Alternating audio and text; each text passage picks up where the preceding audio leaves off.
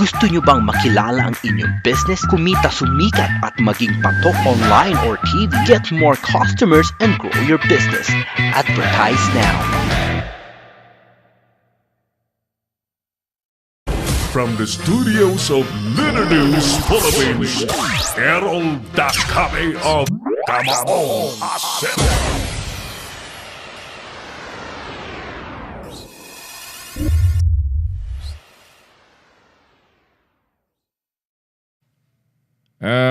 Right. Maraming salamat pong muli. Welcome back sa ating palatuntunang Kamao Asero. Ulitin ko, ang ating programa po ay napapanood sa Pinoy Extreme Channel. Ang Pinoy Extreme Channel po ay nasa Signal Cable Channel 106. At by the way, ang Signal Cable, meron po silang 6 million subscribers na nanonood po sa mga palatuntunan sa naturang cable firm, no? Plus sa Sky Cable, million din po ang mga subscribers. Meron pa tayong Cable Link, may Destiny Cable. Sa Sky Cable, nasa Channel 217 po tayo, ang Pinoy Extreme. Sa Cable Link, nasa Channel 59. At sa Destiny Cable, tayo po ay napapanood sa Channel 84. Mga buena mano munang nag-react sa ating tanong sa bayan na kung ngayon na po ang halalan, iboboto nyo ba sa pagkasenador? Sina Sap Bongo, Bato de la Rosa at Francis Tolentino. Sabi ni amigo, ni Konsihal, ni Kabayan, Kagawad Raul Borihon ng Tabaco City, sabi niya, Tolentino. Doon sa tatlo, ang pinili niya si Tolentino. Yan. Maray na hapon tabi sa mga taga Tabaco City at sa gabos na mga residente dyan sa Tabaco City. Sabi naman ni James T. Joaquin, Bato. Ayan. Bato daw ang pinili niya. Patria Serrano, si batchmate, si classmate Pat Serrano dyan sa Putsan, Tiwelbay. Sabi niya, dai lamang. Ang ibig sabihin ng day lamang sa Tagalog, wala ni isa sa kanila. Ayan. Translate ko lang ha. Reginald Bico, yes, sabi niya, yes. Engineer Edmond Dacuya Jr., wag nang dagdagan ang mga magbubutas lang ng bangko sa Senado. Dami na nila, sabi ni Tol Edmond. PJ Cabrera, go De La Rosa, Tolentino. Ibig sabihin nito, iboboto niya. Benedicto Condat, ang sagot po sa ating tanong, oo naman. Ayan, ayos. John Ariel Ongab, vote for Gadon, go, Bato, Tolentino, Gago Bato. May acronym, ano? Ulitin ko ha. Vote for Gadon, go, Bato, and Tolentino. Team Gago Bato. Binabasa ko lang ha. It's not my making. Binabasa ko lang yung chat niya. Vic Vista Barameda, hindi po. Saldi Ibias, yes. Yeah, sabi niya. Prince Russell, yes. Alright, thank you so much sa mga sagot po ninyo. Punta tayo dun sa ating live video. Si Darrell Soles de la Vega, opo, iboboto ko po para maiba naman ang nakaupo sa Senado. Ayan, sige. Kayo po, ano po ang inyong masasabi? Alright, so kung ngayon na po ang halalan, iboboto nyo ba sa pagkasenador sina Sap Bongo, Ronald Bato de la Rosa at Presidential Advisor on Political Affairs, Francis Tolentino? Mga kaibigan, sa ating pagpapatuloy, nais ko pong ipanood po sa inyo, i-share po ninyo ang isang special video na ginawa ni Binibining Angie Puso. Regalo niya raw po ito sa akin nung aking kumplianyo nung... Kailan ba yung kumplianyo ko? Nung Sabado. Actually, mga kaibigan, sinabi ko na po sa mga kasama sa Leader News Philippines, sa aking pamilya, that I do not have any plan to celebrate my birthday. Instead, i-donate na lang po natin yung nilaan ng grupo natin na 5,000 pesos at pagsasalo-saluhan sa Mission Tabang Tugang, no? So wala po tayong celebration at minarapat po natin na iambag sa Mission Tabang Tugang para makapaghatid po tayo ng malasakit sa mga kababayan natin sa Tiwelbay, mga nasalanta ng flash floods at landslides hatid po ng Bagyong Osman. So, mga kaibigan, hindi man kami nag-celebrate, si Angie may regalo po sa atin. Panoorin po natin ang video na may title na A True Leader.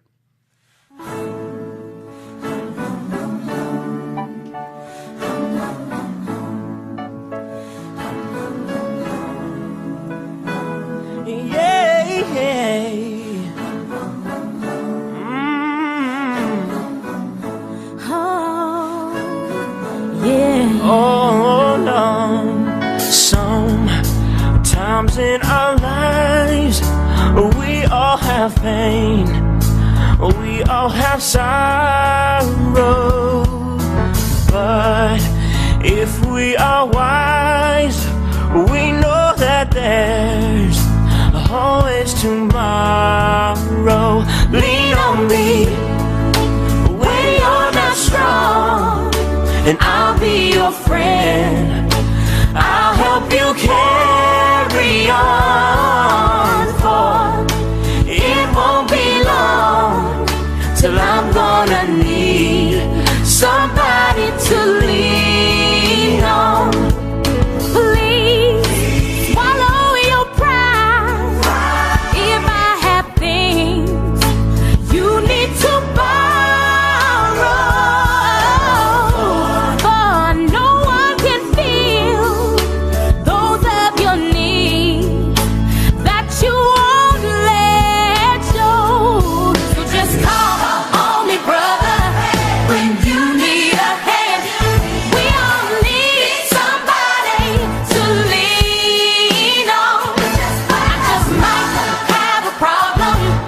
you'll understand. We all need somebody to lean on. Lean on me. When you're not strong, I'll be your friend. And I'll help you carry on. It won't be long till I'm gonna need somebody to lean on.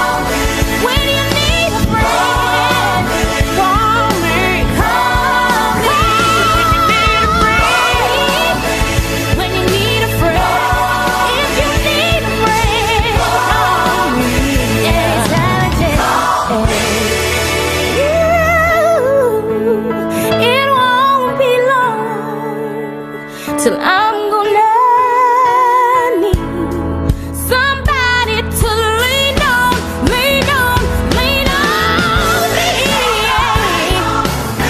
Lean on me.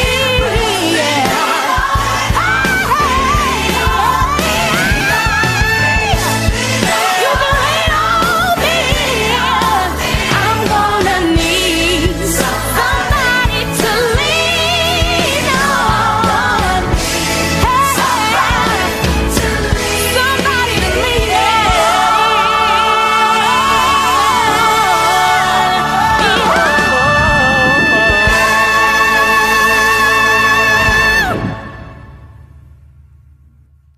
Basang-basa yung kamiseta namin ni Clarence. Thank you so much, Angie, sa napakagandang video, birthday video natin. Oo. Iyak na iyak kami. Pinipigilan ko lang kasi sa harapan kami ng camera. Si Clarence, naiyak ko. Angie, thank you. At very, very meaningful video na iniregalo sa atin ni Angie. Hindi ko inaasahan yun. No? Simple yung mga video, but the meaning of those words written on that video really touches our hearts. Okay, salamat po at mga kaibigan, tuloy po tayo sa ating palatuntunan. Panoorin din po natin ang isa pang video ng mga paalala sa mga motorista ni partner Oliver Licop, ang Pangulo po ng Heroes Alliance. Ang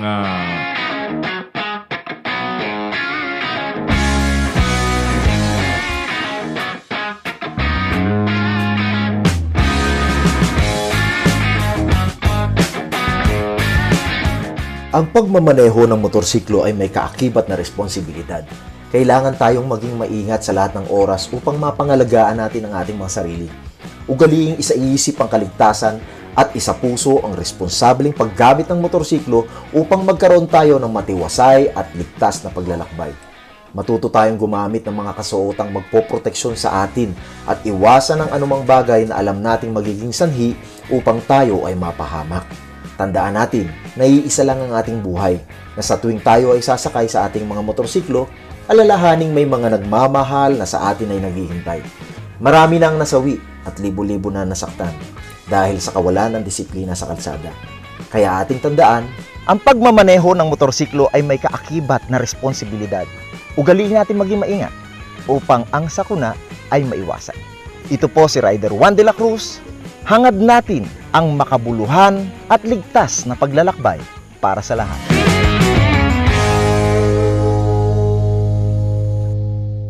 Ayan, tandaan po natin mga paalala ni Rider Juan de la Cruz. Alright, sige, tuloy po tayo sa ating palatuntunan.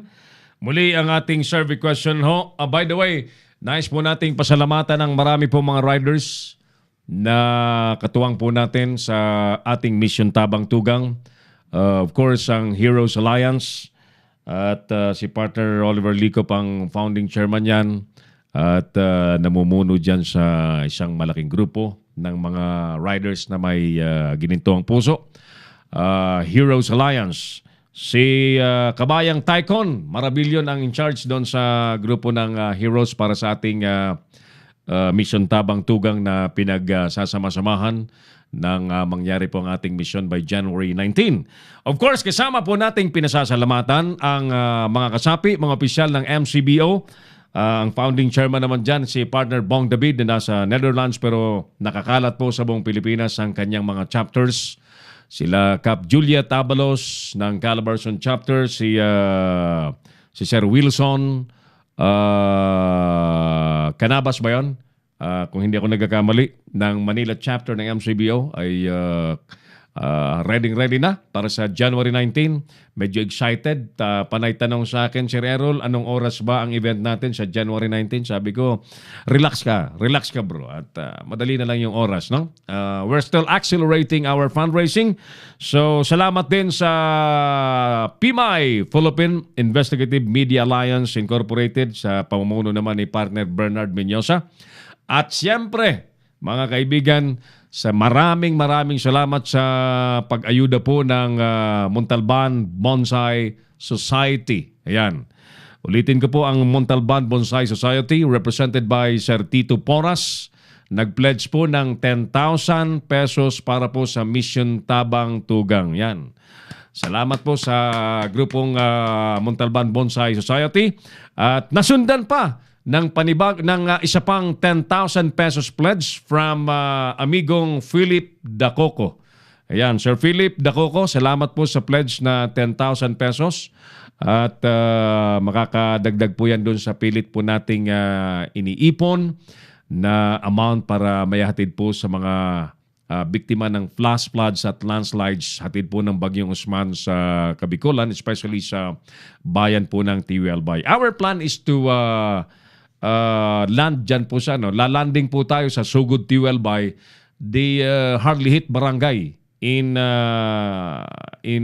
Tiwelbay, ano po. It will be on January 19. So tuloy-tuloy po ang ating fundraising campaign, panawagan, pagkatok sa puso ng mga kababayan po natin. At yung mga kasama po natin sa group chat, kinakatok namin ang inyo po mga puso. Kaya paumanhin po na isama po namin kayo sa pagpaniniwala po namin na kayo pong lahat na nasa group chat natin ay nagtataglay ng magandang loob, magandang adhikain sa ating mga kapwa Pilipino, especially doon po sa mga nabibiktima po ng kalamidad. Ano? At salamat siyempre, by the way, yung grupo ni Tol William Clarence, isasama po natin yung logo ng basketball conference ni Tol William. Tol William, bukas, don't worry, kasama yung UGS mo yun. Yeah. Ayan. Yung UGS, isa pong sports group sa Dubai, kung hindi ako nagkakamali, sa Middle East, na nagiging outlet ng mga OFW para hindi ma-homesick. Nagba-basketball sila. And it really promotes good health, camaraderie, yung unity, and siyempre collaboration. Saglit ha, nag-send siya ng ayan. Kagaling naman. Yan. May ginawa si Tol William, Tabang Tugang Cup. So ito yung kanyang pangako na he'll do a one-day benefit game dyan sa Middle East para iayuda dito sa ating Tabang Tugang. So ang title niya, Tabang Tugang Cup, 5'9" height limit, play for a cause, one-day league. Yan. It will be on Friday, January 18, 2019, dyan po sa Yas Academy Private School. Yan. Entry fee, 500, ano ito? Pasensya ka na, Tola. AED. Ano ba ito? United Arab Emirates dollar. Ayan. Tama? AED. United Arab Emirates dollar. Malamang. Okay. Old uniforms na ang gamitin. Yan. Okay. So, may premyo siyang nilagay. $2,000. Yan. So, ito, yung United Goal Sports. Yan. United Goal Sports, isama mo ito, Clarence, sa logo dyan sa ating banner poster natin ng Mission Tabang Tugang. Tol Engineer William Bragais, maraming salamat. You exerted effort para makatabang sa satuyang mga kababayan sa Tiwalbay. Tabang Tugang Cup. It's a one-day league dyan po sa... Yan. Saan ba yung location ninyo? Saan ba yung venue nyo? Yes, sa Yas Academy Private School. Yan. Alright. So, thank you. So, yan po yung ilang grupo na mga kasama po natin, mga katawang po natin sa Mission Tabang Tugang sa January 19. Thank you, Tol. We will include the logo of UGS ating yan. Pakibanggit din na yan. Okay, nabanggit ko na. So, alright. Sige. United Arab Dirhams. Dollar ang sabi ko. Sorry Abu Dhabi, UAE ang league. Ayan. Abu Dhabi, UAE ang league. Thank you, Tol William, for the effort. Ang galing mo talaga. Pwede kang mayor. Okay. Nanonood si Chini. Pakibati siya, sir. Chini Lim. Pagaling ka mo. Pagaling ka raw. Chini, pagaling ka. Pagaling ka. Sana makasama si Chini, ano?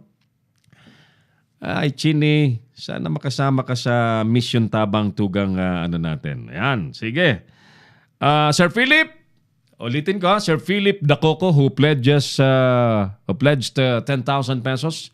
And Sir Tito Porras of Montalban Bonsai Society, who pledged today another 10,000 pesos. Thank you. In behalf of the Tiwinhons, nagpapasalamat po ang Leaders Philippines. At syempre sa mga katuwang po nating grupo, Heroes Alliance, PMI, MCVO, Bonsai Society, Montalban Bonsai Society, and the UGS. Thank you so much.